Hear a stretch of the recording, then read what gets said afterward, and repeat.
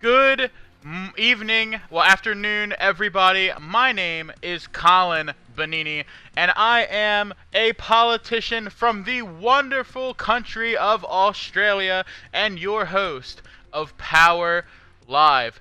Today, we will continue to explore the ins and outs of the power world, from financial takeovers to political struggles. Power Live will continue to show you the true power of information. Alright, everybody, we have a big day today, as today marks the 32nd presidential election. We have the 32nd presidential election today, which is between the incumbent president of the United States, Bernie Sanders, the Republican nominee, who is Mr. Otto von Fuckface, and running for as president again, Mr. George Lopez of the NUP. We are going to see if Mr. Sanders can maintain his office, or we're going to see if possibly someone else could take over as president of the United States. Like our last presidential election, we are going to be calling every individual state for you on Power Live. The Power Live decision desk is currently working their hardest so we can get some of these states called for you. The election is ending very, very shortly. Will Bernie Sanders take another term as president? Will he win the 32nd presidential election, or will we possibly see the 18th president of the United States? Will it be Otto von Fuckface? Will it be George Lopez? We are going to find out for you. All right, everybody. All right, everybody, and what we're going to start off here by. And hold on, let me just refresh this page really quick. Like I said, polls have just closed, and Power Live is going to project that this right here is the presidential map. Power Live is going to project that Bernie Sanders has won the presidency. However, that's not all we're going to be doing today. Bernie Sanders, polling was showing that he was going to be the next president of the United States. Everyone kind of knew that already. There wasn't really much of a challenge from the other parties. But what we're doing on this episode of Power Live is, now that we've called the election for Bernie Sanders, we're going to go more in depth on these states and more in depth and see what is looking like for the next presidential election, because Bernie is going to be capped with his term limits, and he is not going to be able to run again. So we're going to look at the future outlook for future presidential elections, and we are also going to be looking at the individual states, where they fell and where they may fall come another race. So first, we're going to start off here by looking at the states that the GOP did manage to win. We are going to start here with the state of Florida. Florida has been a GOP stronghold. It does carry a lot of electoral votes. Let's look first at PSO. We see that the Republicans do have a PSO lead over every party. We have a new challenger in the Florida Independence Party, which I don't know how many politicians they have. Jim Justice, the governor, is in the Florida Independence Party. But the Democrats are down here at 4% PSO. And although the PSO lead is only about 23.5 points, it does look like the Republicans will be able to hold Florida in future presidential elections. So that comes down to this. The Republicans finished this presidential election with, I want to say, probably somewhere around 70-ish electoral votes. They won Tennessee, they won Oklahoma, they won South Dakota, they won Alaska. Those are very small prizes when it comes to the electoral count. Texas and Florida, bigger prizes, but Texas is the Republicans win Texas. They've always pretty much won Texas. In Florida, although it's been considered a swing state, this iteration of power, it hasn't really been considered a swing state, because Florida has been under the GOP control since the beginning and has remained that way. However, you have to look which states can the GOP possibly pick off in the next election, or the NUP if they decided that they wanted to, because let's take a look at national politicians in the United States. We're going to look at who could possibly receive the Democratic nomination, who could possibly receive the Republican nomination.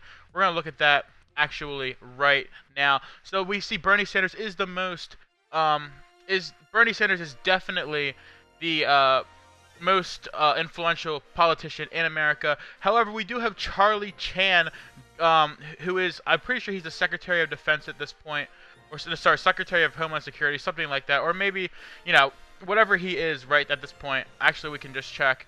I'm pretty sure that he was given a position. Yes, the Secretary of Defense. I was right first. Charlie Chan is the Secretary of Defense. You have Jimmy Carter from the National Unity Party and the chairwoman of the National Unity Party, Luna Lovegood, also rounding it up. Your top 5 are made up of Democrats and members of the NUP. Your first member of the GOP is actually only at 832 NI, and that is Otto von Fuckface. So the best candidate for the GOP to run would be Otto von Fuckface. If he decided that he did not want to run, they would have to go quite a ways down the list, and they would have to run Fisher Ames, who only has 600 national influence. The Democrats here kind of have their pick of who they want to run. Bernie, like I said, can't run again. Charlie Chan has ran before. I don't know if his intentions are to run again. He did lose the 28th and the 29th presidential election to Edric Neuhoff. So I'm not sure if Chan is going to run again. I know that Chan has been president in the past. He was the 8th president of the United States back in, looks like, what is that? It looks like Power 2, somewhere around there. Chan was president. So, yes, he won the 15th presidential election. However, he hasn't been president since Power 2. Will he run again? We will see. You also have potential candidates in Governor Phil A. Buster from Nevada. He's also a potential candidate that they can run. Ted Kennedy, chairman of the Democratic Party. He's another strong candidate they can run. However, if the Democrats want to guarantee themselves a win in this presidential election, I believe it would be smart for them to go with Charlie Chan. He has the highest national influence above anyone else that can actually run for president. About 50 national influence, 55 national influence above the next best candidate from any party, and over 200 national influence above the GOP. However, if the Democrats decide that they want to go a different route, they want to run someone that's more backed by the party, and they do run Ted Kennedy, they could receive a reasonable challenge from the GOP if they do run Otto von Fuckface again. Otto does have more NI than Ted Kennedy. Sure, the Democrats still have PSO. Sure, they still have all of these things that are going to help them. However, Ted Kennedy does have less NI, and although it will be steadily increasing given that Ted Kennedy is in the cabinet, it will be very close versus Charlie Chan, who does have over 200 more, almost 200 more than Otto von Fuckface. So, it comes to this. Do the Democrats want to pick an establishment politician like Ted Kennedy, the chairman of the party, or do they want to run somebody like Chan? Chan has said after he didn't run the first couple after he ran the first couple times and lost, he said that he was going to give someone else a turn to run.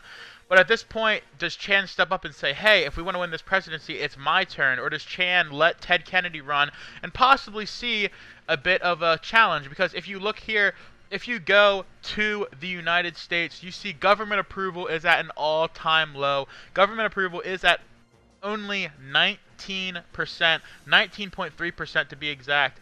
Not very good. As you see here, they are losing a lot of government approval. They're losing 2.3% from poverty. Unemployment losing 5.5%, losing 16.7% from all the wars. The wars are still being fought. The U.S. is still in these wars.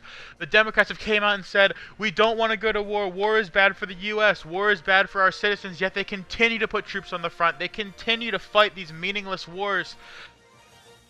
It's a bit hypocritical from the Democratic Party, but I will let the American people decide for themselves whether they think that it's hypocritical or not, because the Democrats keep saying that these wars are meaningless, that USA gains nothing from fighting in these wars, yet they continue to fight them, not at the expense of the Democratic Party, but at the expense of the American people. And when will enough be enough? When will the people step up and say, you know what? And we've had enough. We're fighting these meaningless wars.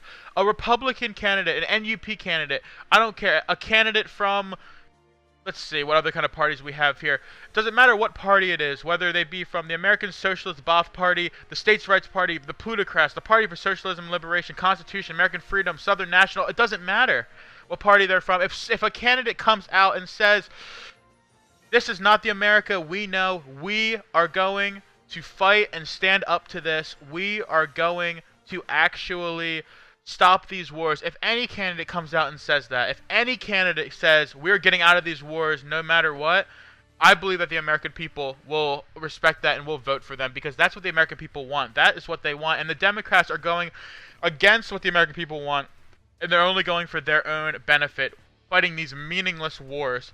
The wars with Turkey. They now have a war with Sweden. They're fighting a war with... Let's see if I can find more wars that they're fighting.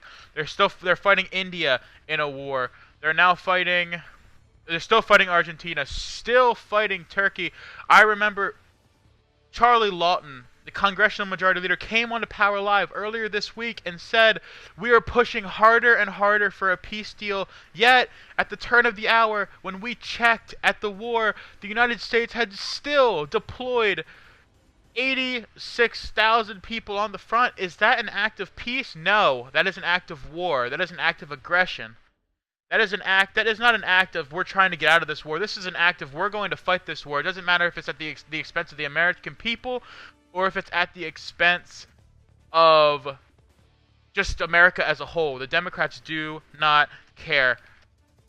But like I said, the American people are going to decide. We are going to reiterate again, Bernie Sanders has won a second term. Let's just put this up here. Bernie Sanders has won a second term at presidency. He will remain the 17th president of the United States, serving another 4-year term. However, in this next election, he cannot run again. We've been over this. Who's going to run for the Democrats? Is it going to be the chairman, Ted Kennedy? Is it possibly going to be the old chairman and the one most set up to make a presidential run, Charlie Chan?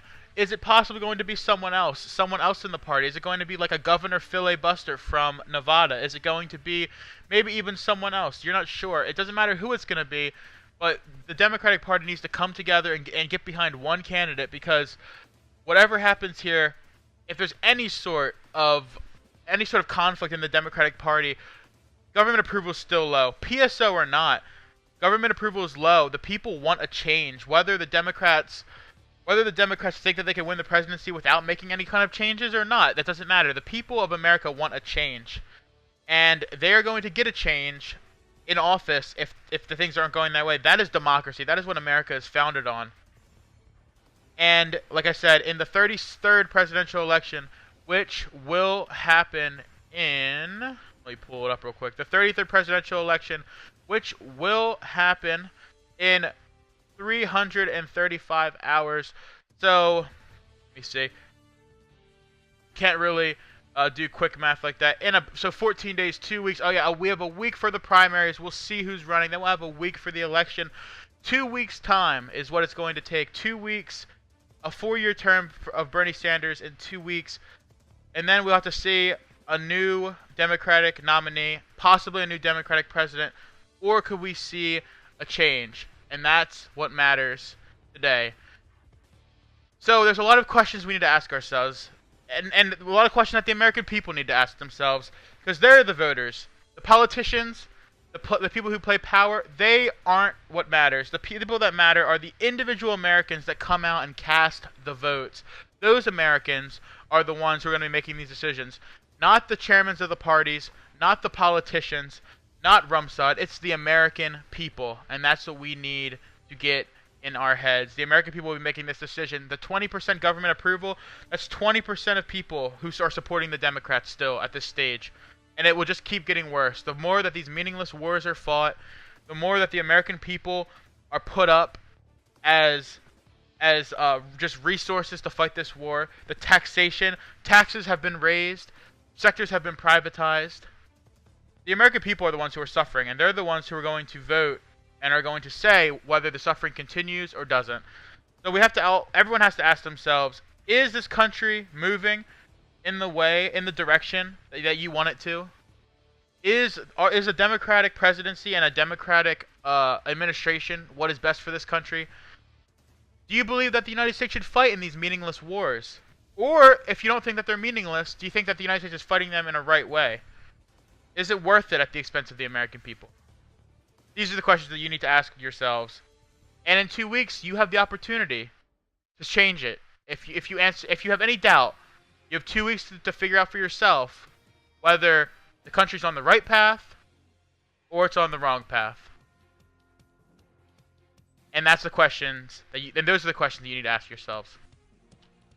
I would like to thank everyone for joining us here today on this special edition of Power Live, the 32nd presidential election, which has been won by Bernie Sanders. Bernie Sanders has amassed 406 electoral votes. The Republicans have amassed about 70, and the NUP have received, I would say looks like about 40 or 50 electoral votes. But yes, Bernie Sanders has won a second term, and we will see in 2 weeks who will be the Democrat. Actually, we'll see in a week who will win the Democratic primary, who will be running for all other parties, the Republicans, the NUP, if any other third parties like to get involved, because this is the time. Any president, I believe, any president that comes out opposing these meaningless wars and wants to stop fighting meaningless wars at the expense of American people will win this election. You've heard it here first, folks. Power Live is projecting that whoever comes out against these wars, whether it be the Democratic candidate, whether it be the Republican, the NUP, the Florida Independence Party, it doesn't matter what party it is, whichever candidate comes out against the meaningless wars and seeking peace to resolve these conflicts will win the presidency. You heard it here first, folks. But anyway, I would like to thank you all for joining us here today, and I hope that all of you have a wonderful day and that you join us next time as we continue to expose the true power of information. Have a great night, everybody.